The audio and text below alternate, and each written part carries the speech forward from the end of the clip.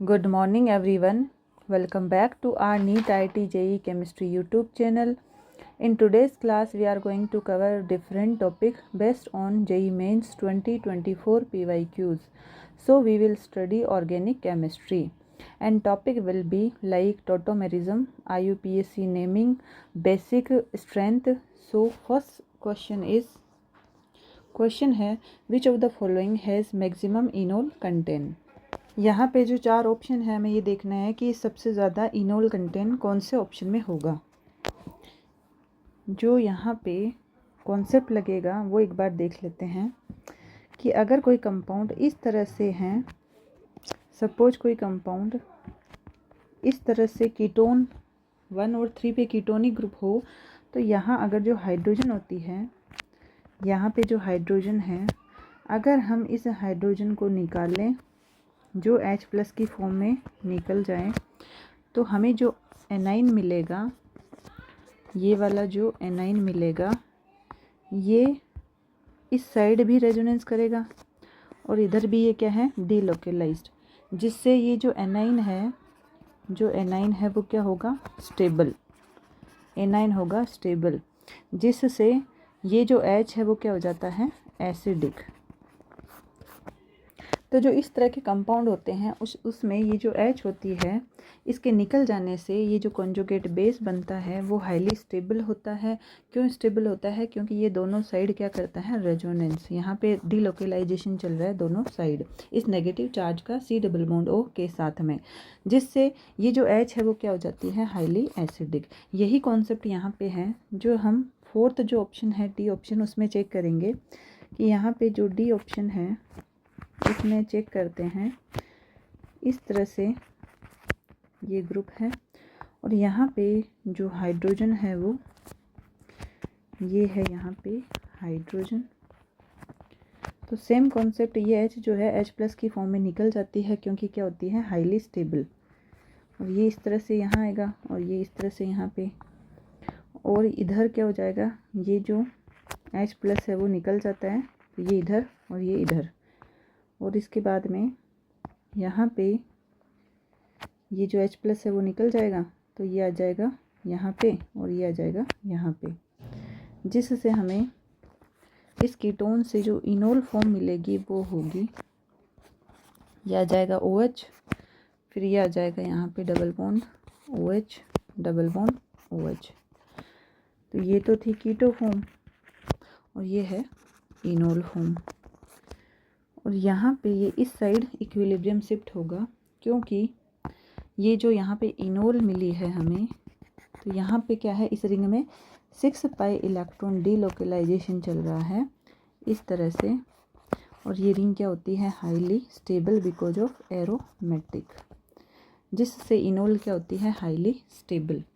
क्योंकि इनोल जब बनती है तो जो रिंग है उसमें क्या आ जाती है, एरोमेटिसिटी आ जाती है, और एरोमेटिक कंपाउंड्स क्या होते हैं, हाईली स्टेबल। सो यहाँ पे जो आंसर हो जाएगा, answer will B D option.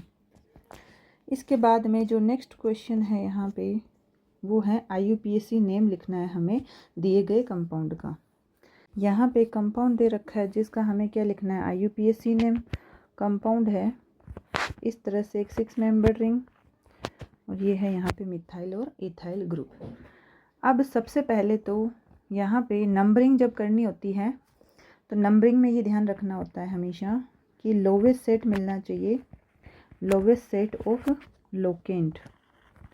Lowest set of locant जो किस किस का होता है, सबसे पहले तो देखना होता है फंक्शनल ग्रुप, फिर आ जाता है मल्टीपल बॉन्ड, उसके बाद देखना होता है सब्स्टिट्यूएंट, देन अल्फ़ाबेटिकली ऑर्डर के अकॉर्डिंग। तो यहाँ पे जो लोवेस्ट सेट ऑफ लोकेंट जब देखेंगे तो फंक्शनल ग्रुप तो है नहीं, मल्टीपल बॉन्ड भी नहीं है, तो अब देखना होगा सब्स्टिट्यूएंट का। तो अगर हम यहाँ नंबरिंग करें तो ये यहाँ से कर सकते हैं 1 2 3, तो जो यहाँ पे 4 5 6, तो लोवेस्ट सेट ऑफ लोकेंट क्या मिलेगा, 1 1 3, क्योंकि 1 में क्या है, ये 2 मिथाइल। और अगर यहाँ पे नंबरिंग हम इस तरह से करें, सपोज 1, ये हो जाएगा 1 2 3 4 5 6, तब जो लोवेस्ट सेट ऑफ लोकेंट क्या मिलेगा, 1 3 3। तो यहाँ पे ये मिल रहा है हमें लोवेस्ट सेट ऑफ लोकेंट इसकी जगह, तो हमारी नंबरिंग हो जाएगी ये वाली। अब जब भी हमें नेम लिखना होता है तो हम यूज करते हैं सबसे पहले 2 डिग्री परफिक्स, उसके बाद होता है 1 डिग्री परफिक्स, नेक्स्ट होता है वर्ड रूट, उसके बाद होता है 1 डिग्री सफिक्स, इसके बाद होता है 2 डिग्री सफिक्स। तो यहाँ पे जो 2 परफिक्स है वो क्या है, सब्स्टिट्यूएंट का नाम आ जाएगा। 1 डिग्री में ये साइक्लो वगैरह आ जाता है। वर्ड रूट यहाँ पे 6 कार्बन है तो क्या आ जाएगा, हेक्स। और 1 डिग्री जो सफिक्स है उसमें आ जाएगा, सिंगल बॉन्ड है सारे तो ANE। तो इसके अकॉर्डिंग हम इसका नाम लिखेंगे। सबसे पहले तो हमें सब्स्टिट्यूएंट का नेम लिखना है, और सब्स्टिट्यूएंट में कौन कौन सा सब्स्टिट्यूएंट है, एक तो यह है इथाइल और एक है मिथाइल। तो अल्फ़ाबेटिकली ऑर्डर में सबसे पहले कौन आता है, इथाइल आएगा मिथाइल की जगह, ठीक है। तो 3 तो क्या हो जाएगा इथाइल, और 1 पे क्या है, डाई मिथाइल। उसके बाद में हम यूज करेंगे यहाँ पे साइक्लो 1 डिग्री परफिक्स, तो ये आ जाएगा साइक्लो। इसके बाद हेक्स एन वर्ड रूट, और ये आ जाएगा यहाँ पे 1 डिग्री सफिक्स। तो नाम क्या हो जाएगा इसका, 3 ethyl 1 di methyl cyclo hexane. Answer will be second option. इसके बाद में जो नेक्स्ट क्वेश्चन है वो है, यहाँ पे हमें बेसिक स्ट्रेंथ देखनी है। जो 4 ऑप्शन गिवन है उसमें हमें यहाँ पे बेसिक स्ट्रेंथ देखनी है 4 ऑप्शन में से।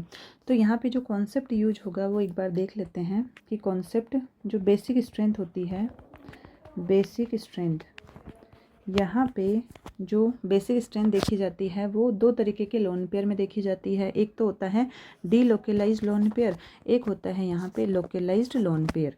तो जो सबसे ज़्यादा बेसिक होगा वो होगा लोकेलाइज्ड लोन पेयर। ये हम इन एग्जांपल्स के थ्रू समझेंगे कि क्यों लोकेलाइज्ड लोन पेयर ज़्यादा बेसिक है कंपेयर टू डीलोकेलाइज्ड लोन पेयर। तो यहाँ पे जो फर्स्ट ऑप्शन है ए, वो है यहाँ पे एनिलीन। इसको चेक करते हैं।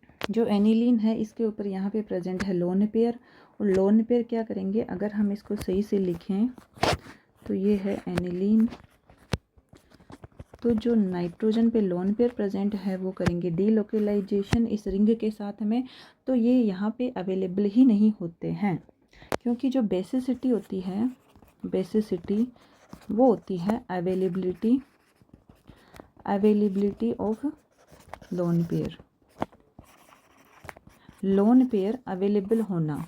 जो इजीली लोन पेयर अवेलेबल हो जाता है तो हम बोल देते हैं उसकी बेसिक स्ट्रेंथ ज़्यादा, और जो अवेलेबल ना हो या कम अवेलेबल होते हैं तो हम बोल देते हैं बेसिक स्ट्रेंथ कम। तो यहाँ पे ये जो लोन पेयर है वो अवेलेबल ही नहीं होंगे, क्योंकि ये क्या कर रहे हैं, घूमने में बिजी है रिंग के साथ में। तो यहाँ चल रहा है डीलोकेलाइजेशन ऑफ लोन पेयर। तो ये जो लोन पेयर होंगे इनको बोलेंगे हम डीलोकेलाइज्ड लोन पेयर, ये होंगे डीलोकेलाइज्ड लोन पेयर। इसके बाद में चेक करते हैं सेकेंड ऑप्शन। सेकेंड जो ऑप्शन है इसमें क्या है, ये जो लोन पेयर है ये दोनों रिंग के साथ में क्या चल रहा है, इनका डीलोकेलाइजेशन। तो ये भी क्या है, अवेलेबल नहीं होंगे। तो ये भी क्या हो जाएगा, डीलोकेलाइज्ड लोन पेयर। और इनकी बेसिक स्ट्रेंथ क्या हो जाएगी, जो फर्स्ट ऑप्शन है उससे भी कम हो जाएगी, क्योंकि अब जो बी ऑप्शन है इसमें 2 रिंग के साथ में इन लोन पेयर का डीलोकेलाइजेशन चल रहा है। इसके बाद चेक करते हैं हम सी ऑप्शन। यहाँ पे अगर हम चेक करें और इनको हम अगर इस तरह से लिखें, ये है यहाँ पे पाई बॉन्ड और ये है यहाँ पे पाई बॉन्ड। तो जो नाइट्रोजन है इसके ऊपर जो लोन पेयर है वो क्या कर रहे हैं, रिंग के साथ में डीलोकेलाइजेशन चल रहा है इनका। ये जो लोन पेयर है ये क्या कर रहे हैं, डीलोकेलाइजेशन रिंग के साथ में। तो ये भी क्या हो जाएगा, डीलोकेलाइज्ड लोन पेयर, जिससे इनकी भी बेसिक स्ट्रेंथ क्या हो जाएगी, कम हो जाएगी। नेक्स्ट जो डी ऑप्शन है वहाँ पे भी चेक कर लेते हैं। डी ऑप्शन में ये जो नाइट्रोजन है ये वहीं के वहीं है, घूमने में बिजी नहीं है, यहीं के यहीं है। तो ये हो जाएंगे लोकेलाइज्ड लोन पेयर, और लोकेलाइज्ड लोन पेयर हमेशा अवेलेबल रहेंगे, और अवेलेबिलिटी ऑफ लोन पेयर ही क्या कहलाती है, बेसिक स्ट्रेंथ। तो इसकी बेसिक स्ट्रेंथ सबसे ज़्यादा होती है। एक हमें ये भी ध्यान रखना है, अगर कोई नाइट्रोजन sp3 है और एक है नाइट्रोजन sp2 और एक है नाइट्रोजन sp, तो जो बेसिक स्ट्रेंथ का ऑर्डर होता है, बेसिक स्ट्रेंथ, तो वो ऑर्डर होता है ये वाला, जिसमें sp3 नाइट्रोजन ज़्यादा basic, then sp2 then sp। तो ये वाला जो लोन पेयर है ये एक तो क्या है sp3b है, तो इसकी बेसिक स्ट्रेंथ क्या हो जाएगी सबसे ज़्यादा। सो आंसर विल बी क्या हो जाएगा डी ऑप्शन। तो जो 4 ऑप्शन है इसमें हमें ये चेक करना था कि बेसिक जो स्ट्रेंथ होती है, एक तो जो बेसिसिटी है वो क्या कैसे देखी जाती है, अवेलेबिलिटी ऑफ लोन पेयर क्या कहलाता है, बेसिक स्ट्रेंथ या बेसिसिटी। और हमें ये ध्यान रखना है कि बेसिक स्ट्रेंथ जो है वो लोकलाइज लोन पेयर की ज़्यादा होती है compare to delocalise lone pair. और अगर नाइट्रोजन अलग अलग हो तो सबसे ज़्यादा बेसिक होता है sp3 then sp2 then sp। जो फर्स्ट ऑप्शन है यहाँ पे रिंग के साथ में जो लोन पेयर है नाइट्रोजन के ऊपर उनका चल रहा है रिंग के साथ में डीलोकलाइजेशन, तो ये हो जाएंगे delocalise lone pair. B option में तो दोनों रिंग के साथ में डीलोकलाइजेशन ऑफ लोन पेयर चल रहा है, तो इसकी बेसिक स्ट्रेंथ और कम हो जाएगी। सी ऑप्शन में भी रिंग के साथ में क्या चल रहा है डीलोकलाइजेशन, तो ये भी क्या हो जाएगा डीलोकलाइज लोन पेयर। जो डी ऑप्शन है ये है लोकलाइज लोन पेयर और उसके साथ में sp3 नाइट्रोजन भी है, तो बेसिक स्ट्रेंथ सबसे ज़्यादा। सो answer will B D option. So before we move forward, if you like this video then please like, share and comment, and if you are new to my channel then please do subscribe। तो आज की class में हमने जो जो topic cover किए थे tautomerism, IUPAC name और बेसिक स्ट्रेंथ, तो एक बार जो जो कॉन्सेप्ट यहाँ यूज हुए हैं वो एक बार चेक कर लेते हैं। जो फर्स्ट क्वेश्चन है उसमें देखा था हमने, फर्स्ट क्वेश्चन में क्या पूछा था, यहाँ पूछा था कि 4 ऑप्शन में से मैक्सिमम जिसमें इनोल कंटेन होंगे वो यहाँ पे ऑप्शन कौन सा है। तो इन जनरल तो एक तो बात हमें ये पता होनी चाहिए कि कीटो फॉर्म जो होती है, कीटो फॉर्म वो ज़्यादा स्टेबल होती है इनोल फॉर्म से। इनोल फॉर्म तभी स्टेबल होगी जब हमें कुछ एक्स्ट्रा यहाँ पे फैक्टर मिले, लाइक एरोमेटिसिटी या फिर मिल जाए हाइड्रोजन बॉन्डिंग, तब इनोल कंटेंट ज़्यादा स्टेबल होता है। तो जो यहाँ पे एक तो कॉन्सेप्ट लगेगा वो हमने सीखा कि इस तरह से 1 और 3 पे C double bond O ketonic group present हो तो ये बीच वाली जो हाइड्रोजन होती है वो हाईली एसिड, क्योंकि इसका जो एनाइन है वो क्या होता है हाईली स्टेबल। जब ये H+ की फॉर्म में चला जाता है तो हमें जो ये कॉन्जुगेट बेस मिलता है वो यहाँ पे दोनों साइड क्या कर रहा है डीलोकलाइजेशन, जिससे ये जो एनाइन है वो ज़्यादा स्टेबल होता है। या फिर हम ऐसे बोल दें कि इसका करस्पॉन्डिंग एसिड ज़्यादा एसिडिक होता है, मीन्स ये जो H+ है वो इजीली यहाँ से निकल जाएगा because of conjugate base is highly stable. यही कॉन्सेप्ट यहाँ पे यूज हुआ है। एक तो इसके बाद में ये जो H निकलने के बाद में जो हमें इनोल मिली है, तो ये जो कंपाउंड है ये क्या है एरोमेटिक, जो क्या है हाईली स्टेबल, क्योंकि यहाँ पे 6 इलेक्ट्रॉन डीलोकलाइजेशन चल रहा है। तो ये रिंग क्या है aromatic which is highly stable, जिससे इसका इनोल भी क्या हो जाएगा हाईली स्टेबल। तो जो फोर्थ ऑप्शन है वो हो जाएगा आंसर।